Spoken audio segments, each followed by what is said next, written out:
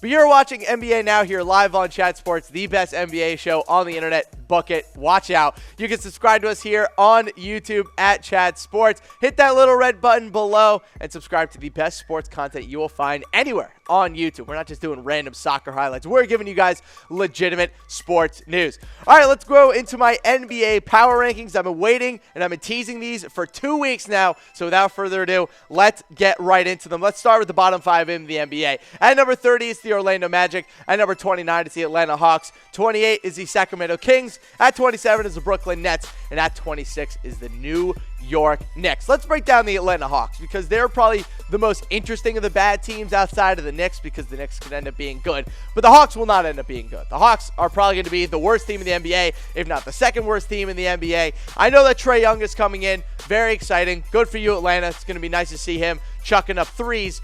But outside of him and John Collins, his team doesn't really have a lot of talent on it. I like Kevin Huerter. I think he's going to be a nice player in the NBA. Amari Spellman, the jury's still out. We really have no idea what he's going to be like on an NBA court. But overall, I'm excited to see what we're going to get out of the Atlanta Hawks this year. I think that Trae Young is going to end up being one of the better rookies in this class. So like I've said multiple times, I think it's going to take him a couple of years to really get to the star potential. I don't think he's going to come out of nowhere and pull a Donovan Mitchell and be one of the best teams in the NBA. So the Atlanta Hawks coming in at number 29. Let's go to number 26. It's the New York Knicks. Who knows? We're going to be on the Kevin Knox roller coaster all year long. One night he's going to drop 35. The next night he's going to drop 6 points. Next night he's going to dunk all over LeBron or something. And the next night he's going to get blocked by John Henson. Kevin Knox is going to be one of the more up and down players in the NBA this year. And with Kristaps Porzingis being out until likely December, maybe even January, this Knicks team simply isn't going to win a lot of games. They're going to be a developmental team this year. Got to see what you have in Frankie Smokes. Got to see what you have in Mitchell Robinson. And you got to see what you have in Kevin Knox. So let the young guys play, and it's okay being bad for one more year. So the Knicks coming in at number 26 on our list. Let's go to number 25 through 21. The Suns, the Bulls, the Cavs, the Grizzlies, and the Hornets coming in at 21 through 25. I like the Suns this year. I think they're a pretty good team, but I really want to focus in on the Chicago Bulls because this is probably the team in the East that's bad that has, without a question, the most young talent on it. They got Chris Dunn. They have Zach LaVine. They draft Wendell Carter. They draft Chandler Hutchison. They have a great bench as well, full of young players and young talent. But as of right now, this team just doesn't have a lot of wins on it. What you got to watch out for this year with the Chicago Bulls, Coach Fred Hoiberg. If he is not able to get the most out of the amount of talent that they have, he's gone. He's absolutely gone. They've already underwhelmed over the past couple years, especially with their younger talent not really developing in the way that I know they wanted him to. Zach LaVine has dealt with a lot of injury issues. Chris Dunn had a nice year last year, but his offensive game is nowhere where it needs to be right now, which is so strange, especially how dominant he was coming out of Providence. So Chicago Bulls coming in at number 24. I think they have a lot of upside, but just not a lot of wins on this team. I think that Fred Hoiberg is going to get the axe at some point this year. How about the Cavs? LeBron is gone, Colin Sexton is here, and it's now Kevin Love's team. That's not really what you're looking for if you're a Cavs fan. Now, Kevin Love is still a nice player. He is the best player on this Cleveland Cavaliers team, but that's not really saying much. Seeing as the second best player on this entire team is Rodney Hood. Is it Kyle Korver? J.R. Smith? Tristan Thompson? I don't know. The jury's still out on who the Cavs' second best player is, which is not what you're looking for at all. This Cleveland Cavaliers team, I'm sorry, Cavs fans, this team is going to be bad. They're going to be bad. Their bench is terrible. The best player on their whole bench is Larry Nance Jr. Nice bench player, but that's not really saying much. Their starting lineup is atrocious. I mean, Cedi Osman is going to end up starting a small forward. I love Cedi. Cedi is my second son, but I just don't know if he's actually going to end up being a good NBA player. The jury's still out on what he's going to be able to do in the NBA. So the Cavs coming in at number 23 on our power rankings behind the Grizzlies at 22 and the Charlotte Hornets at 21. But before we move on, I want to know from you guys, who will be the worst team in the NBA this season? I think it's going to be the Magic. I just don't think they have an exorbitant amount of talent on their team. But the Hawks are certainly on that list as well. The Kings will certainly be at the bottom of the barrel. The Nets will be there too. And, of course, the Knicks, who, just typical Knicks never being actually that good. Without further ado, let's get into the top 20 of our NBA power rankings. At number 20, it's the Miami Heat, who I had as the number 8 seed in the Eastern Conference, because someone has to make the playoffs in the Eastern Conference. Why not the team with the best coach?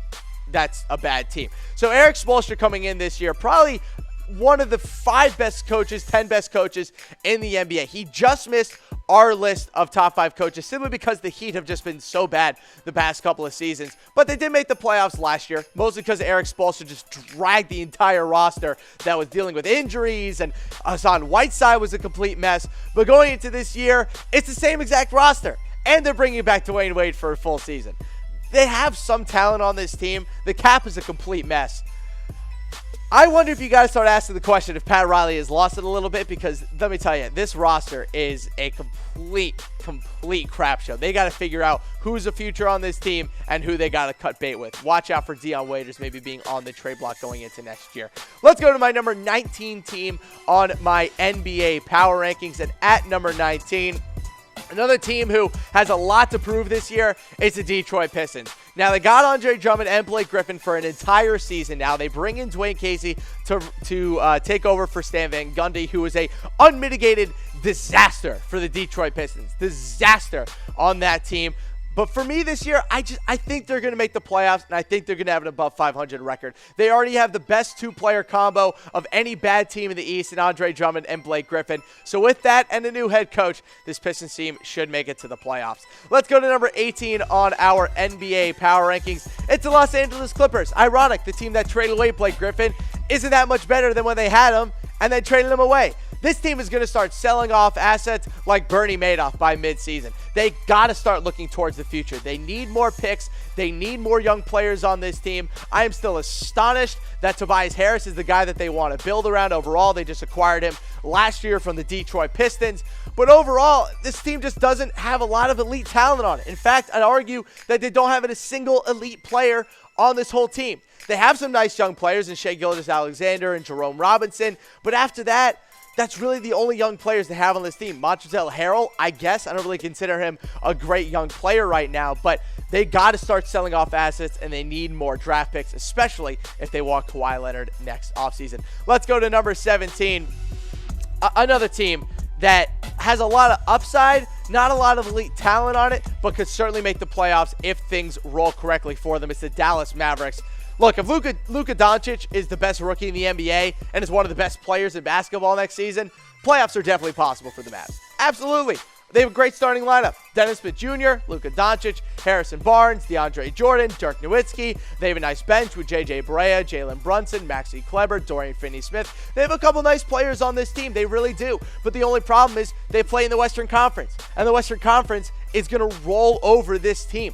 I think Dennis Smith Jr. is still a year away from being a truly elite NBA player, but if Luka Doncic can be one of the better players in basketball, we'll see. The Mavs could be a surprise team this season. All right, let's move away from the Mavs and into the next team. Let's head to number 16. It's the Portland Trail Blazers.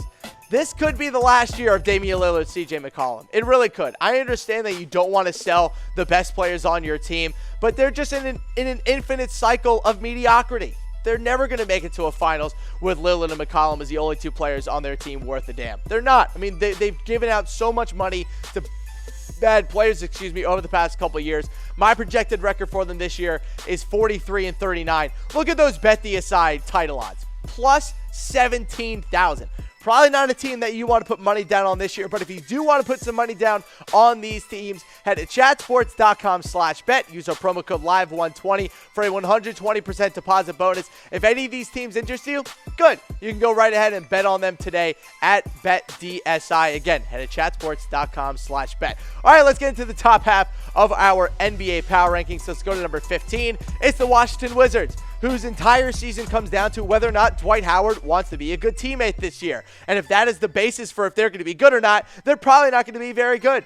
Straight up. Look, I like the Dwight Howard acquisition. I think it's probably the best center that John Wall has ever played with in his career. But let's not kid ourselves. No one changes overnight.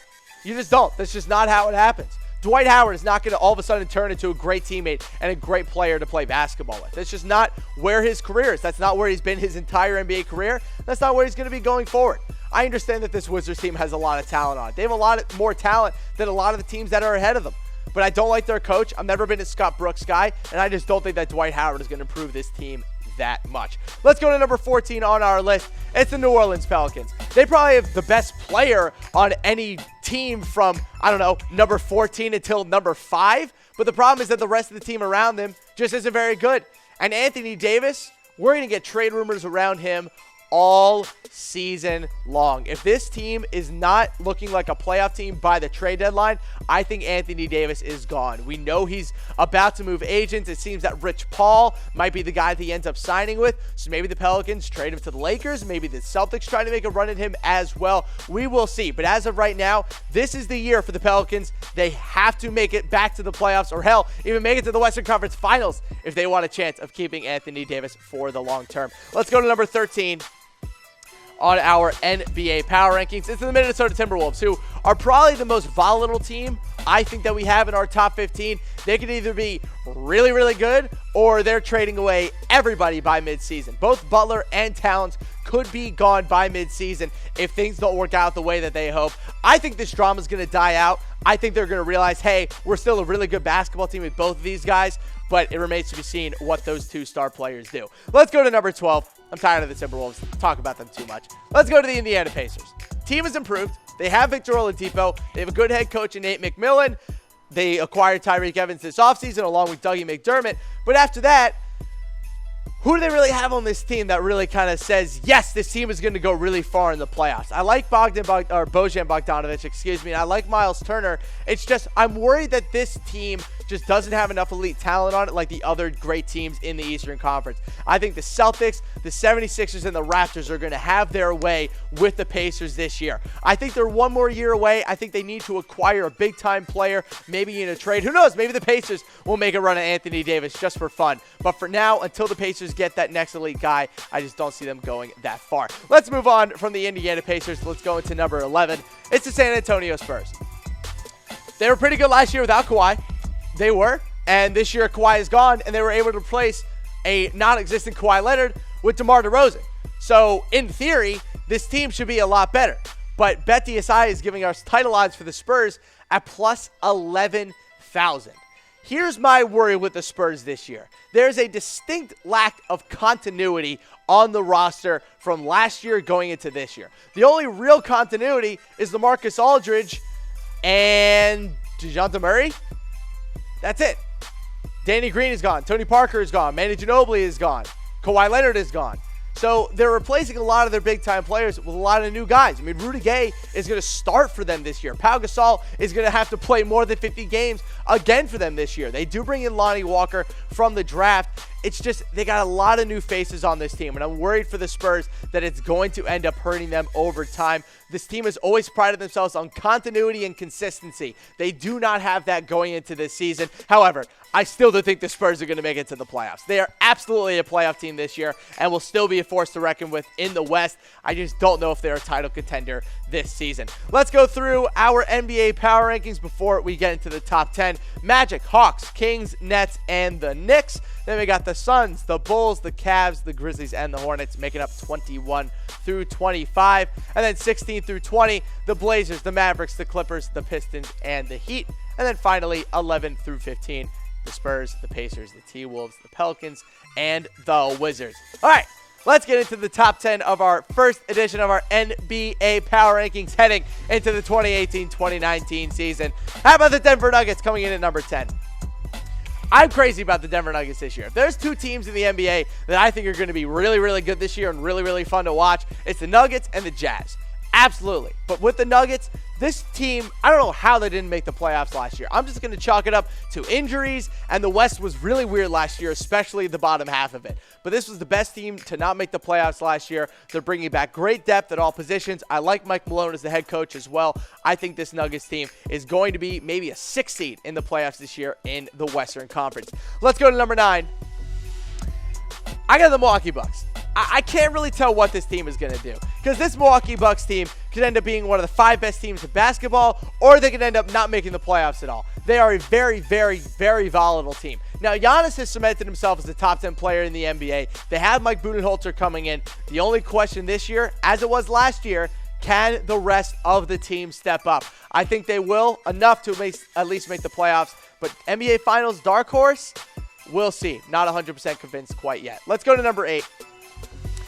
Another Eastern Conference team that I think is slightly overrated is the Philadelphia 76ers. Very disappointing offseason. Very disappointing offseason. They lose their GM. They don't get LeBron. They don't get Kawhi. They don't get Paul George. They don't bring in another star player. Their best offseason acquisition ends up being Wilson Chandler. That's not what the 76ers were looking for this offseason, coming off the best season that the 76ers have had in almost a decade. Seriously, they were fantastic last year, at least towards the end of the season, before Ben Simmons basically forgot how to play basketball versus the Boston Celtics in the Eastern Conference playoffs. But I think this is a 50-win team. I do. I don't think they're a title contender like people seem to keep talking themselves into for whatever reason, but they'll win 50 games in the East. Absolutely. The Eastern Conference is terrible this year. They have Ben Simmons and Joel Embiid. They have the best 1-2 combo, arguably, in the entire Eastern Conference. This team is going to win a lot of regular season games. I'm just worried that the playoffs are going to come and bite them in the butt. Let's go to number 7 on our NBA power rankings. I've given them a lot of hate. I have, but I'm starting to come around. The Oklahoma City Thunder coming in at number 7. I'm a big Russell Westbrook guy. I don't know if you can ever win an NBA Finals with him as the best player on the team. I think he's a fantastic athlete and one of the best athletes we've ever seen in the NBA. I'm a big Paul George guy as well. But the rest of the team, it's still not quite there for me. I love the addition of Dennis Schroeder. I do. I think he's going to be great for their team. He's going to be able to, play off of Russell Westbrook. He'll also force Russell Westbrook to play off the ball a little bit more as well. But this team just doesn't have the upper end talent that a team like the Rockets or a team like the Warriors do. And I'm worried that this Thunder team, who, by the way, are going to be one of the best defensive teams in all of basketball, I'm worried that they're just going to get just steamrolled by a better offensive system in the Houston Rockets or just a better roster overall with the Golden State Warriors. So I think if this were any other year and we didn't have one of the best teams of all time in the Warriors and the Rockets, the Thunder would be a title contender. But unfortunately, that's just not how the Western Conference is going to shake out this year. Let's go to number 6 on our NBA power rankings. It's the Lakers. I do think the Lakers are going to be better than the Thunder this year because they have the best player in the NBA. You people are crazy. LeBron James is on the Los Angeles Lakers. They have a lot of elite young talent on this team, a decent, okay head coach in Luke Walton, and a great bench full of great veterans who want to win at finals. Rajon Rondo is going to be fantastic for this Lakers team. JaVale McGee is going to be a great addition for this Lakers team. And Lance Stevenson, who the hell knows, but he's going to be super fun to watch playing next to LeBron James anyway. This Lakers team is going to be must-watch television.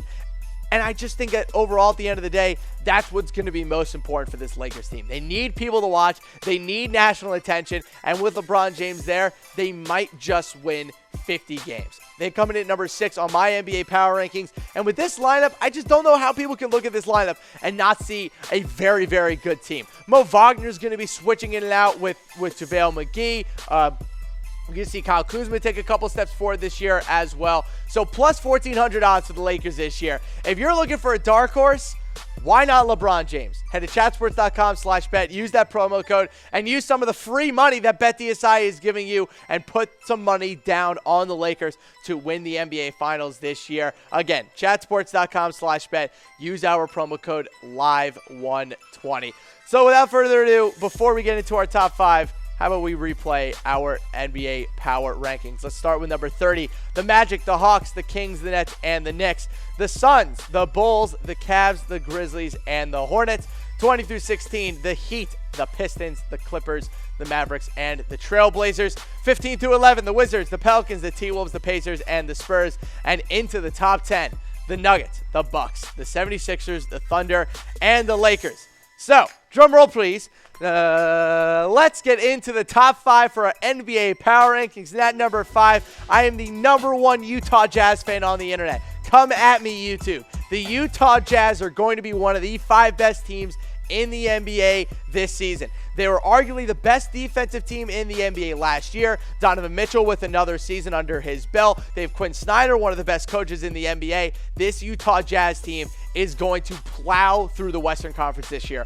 Watch out for Utah. Let's go to number 4 on our NBA power rankings. It's the Toronto Raptors.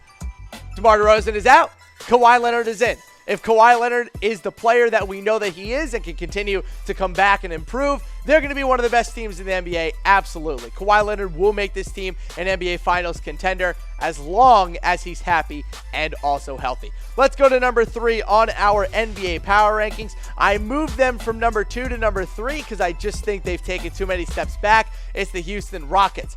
Last year, everything lined up perfectly for them to take down the Warriors. Everything. They had a 61-win season, or 65-win season, excuse me. They were the best record in the NBA last year. The Warriors seemed a little bit dull because it was the same roster coming back, and they had a real chance to beat them in the Western Conference playoffs. And Chris Paul gets injured, and they missed 27 straight threes. That was the Rockets' window. Last year was the Rockets' window to win the NBA Finals. If maybe next year, if DeMarcus Cousins and Kevin Durant both leave, the Rockets will have another chance. But with Trevor Ariza gone and their bench kind of evacuated, I just don't think Melo is going to bring enough to the table for them to win an NBA Finals. Let's go to number 2 on my list. I don't need to spend too much time on this team because I've talked about them so many times this offseason. It's the Boston Celtics, who, despite me projecting them for 61 wins, I still think people are underrating this team. It's almost as if people, myself included, have forgotten how amazing Gordon Hayward was at basketball before he got injured. Now, again, he is coming back from a devastating ankle injury, but all signs point to him coming back and being completely healthy. Seriously, this team has arguably the most talent in terms of depth in the NBA, Warriors included. This team's bench could start for about 70% of the NBA, easily. Terry Rozier, Marcus Smart, one of the small forwards is going to have to come off the bench along with Aaron Baines or Robert Williams and Marcus Morris. There could absolutely have their number 2 unit start for another team. So the Celtics coming in at number 2 on our list. And of course, at number 1, the best team ever assembled and the team that's going to win the NBA Finals this year, the only team with negative title odds, it's minus 300, the Golden State Warriors, who are just going to roll through the NBA regular season like it's absolutely nothing, get into the NBA playoffs, and make it back to the finals. This Warriors team is, I don't want to say they're ruining the NBA because you've always had stacked teams across basketball, but man, if Cousins comes back and he's fully healthy, there's just no chance for anybody. Celtics included, Raptors included. It doesn't matter. If DeMarcus Cousins is healthy, the Warriors are going to win the NBA Finals. If DeMarcus Cousins isn't healthy, the Warriors are going to win the NBA Finals. The only way they're not going to win the NBA Finals this year is if Curry or Durant or Draymond get injured for a significant part of the season and don't play in the playoffs. That is the only way that they're not going to win the Finals this year, and even that seems highly unlikely. Let's go back through my top 5 before we say goodbye. It's the Jazz, the Raptors, the Rockets, the Celtics, and the Golden State Warriors. So that's going to do it for our NBA Power Rankings today. I want to thank you guys for watching NBA Now. You can find us again here on Chat Sports YouTube page on Thursday at the same time. But for now, we'll see ya.